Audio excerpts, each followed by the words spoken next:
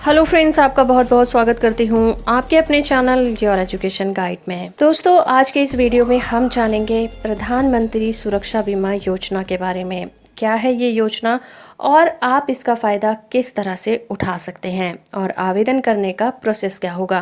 तो चलिए शुरू करते हैं। और अगर वीडियो और जानकारी आपको अच्छी लगे तो आप इसे लाइक और शेयर भी जरूर करिएगा। और चैनल को अगर अभी तक आपने सब्सक्राइब नहीं किया है तो वो भी कर लीजिए। साथ में ऑल नोटिफिकेशन बटन को ऑन रखिए ताकि जब भी मैं कोई नई वीडियो अपलोड करूं आपको उसके नोटिफिकेशन मिलते रहें। प्रधानमंत्री सुरक्षा बीमा योजना का ऐलान देश के वित्त मंत्री अरुण जेटली ने साल 2015 में किया था, जिसके बाद हमारे देश के प्रधानमंत्री श्री नरेंद्र मोदी के द्वारा 8 मई 2015 को औपचारिक रूप से शुरू की गई थी। इस योजना को देश के निर्धन और आर्थिक रूप से गरीब परिवारों को ध्यान में रखकर शुरू किया गया है। इस योजना के अंतर्गत केंद्र सरकार द्वारा देश के लोगों को दुर्घटना बीमा उपलब्ध कराया जाएगा। सुरक्षा बीमा योजना के अंतर्गत सरकार द्वारा बीमा प्राप्त करने के लिए देश के गरीब और निर्धन लोगों को सिर्फ 12 रुपये का प्रीमियम का भुगतान करना होगा। उसके बाद आप प्रधानमंत्री सुरक्षा बीमा योजना का लाभ उठा सकते हैं। इस योजना के अंतर्गत इस पॉलिसी में अगर कोई व्यक्ति अपना दुर्घटना बीमा कराता है तो उसकी मृत्यु हो जाती है तो उस व्यक्ति ने जितनी रकम का बीमा कराया होता है उसके परिवार या नॉमिनी को वो रकम कवर के रूप में दे दी जाती है। अगर किसी व्यक्ति की मृत्यु किसी सड़क दुर्घटना या फिर किसी दूसरे हादसे में होती है तो उसके परिवार को 2 लाख रुपए तक का बीमा दिया जाता है। और अगर कोई व्यक्ति हादसे में अस्थायी तौर पर अपाहिज हो जाता है तो ऐसे में उसे 1 लाख रुपए का सुरक्षा बीमा प्रदान किया जाता है। सुरक्षा बीमा योजना एक दुर्घटना बीमा योजना है। तो चलिए जानते हैं इससे जुड़ी सभी जानकारियों के बारे में और ये जानते हैं कि इसकी पात्रता क्या है और किन किन डॉक्यूमेंट्स की जरूरत पड़ेगी। तो सबसे पहले ये जान लेते हैं कि प्रधानमंत्री सुरक्षा बीमा योजना का उद्देश्य क्या है। जैसा कि आप लोग जान ही गए हैं कि देश में बहुत से ऐसे लोग हैं जो कि आर्थिक रूप से गरीब होने के कारण अपना बीमा नहीं करा पाते। वहीं जब भी किसी दुर्घटना में ऐसे किसी व्यक्ति की मौत हो जाती है तो उसका पूरा परिवार आर्थिक संकट से जूझने लग जाता है। इसके अलावा वो निजी या फिर सार्वजनिक क्षेत्र की बीमा कंपनियों के साथ उपलब्ध किसी भी प्रकार की बीमा योजना का भुगतान नहीं कर पा रहे हैं तो वो सभी प्रधानमंत्री सुरक्षा बीमा योजना के हकदार होंगे। इस योजना के अंतर्गत अगर कोई व्यक्ति अपना दुर्घटना बीमा कराता है और उसकी मृत्यु हो जाती है तो उस व्यक्ति ने जितनी रकम का बीमा कराया होता है उसके परिवार या नॉमिनी को वो कवर वापस कर दिया जाता है। चलिए अब जानते हैं इसके बेनिफिट के बारे में।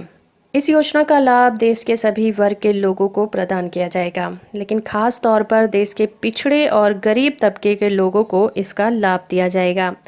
अगर किसी व्यक्ति की मृत्यु किसी सड़क दुर्घटना में हो जाती है तो उसके परिवार को 2 लाख रुपए तक का दुर्घटना बीमा कवर दिया जाएगा।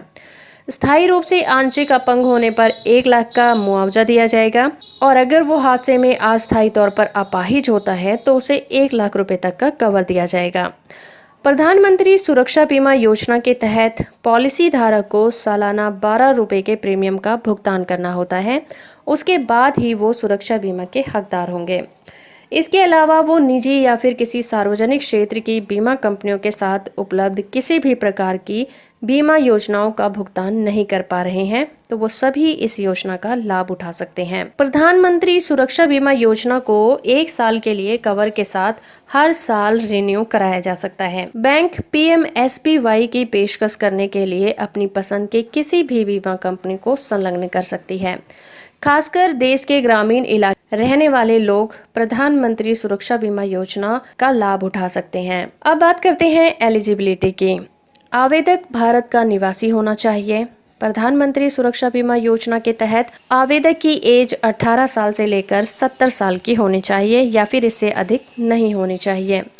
उम्मीदवार के पास एक सक्रिय बैंक खाता होना चाहिए। आवेदक को पॉलिसी प्रीमियम के ऑटो डेबिट के लिए एक सहमति पत्र पर हस्ताक्षर करना होगा।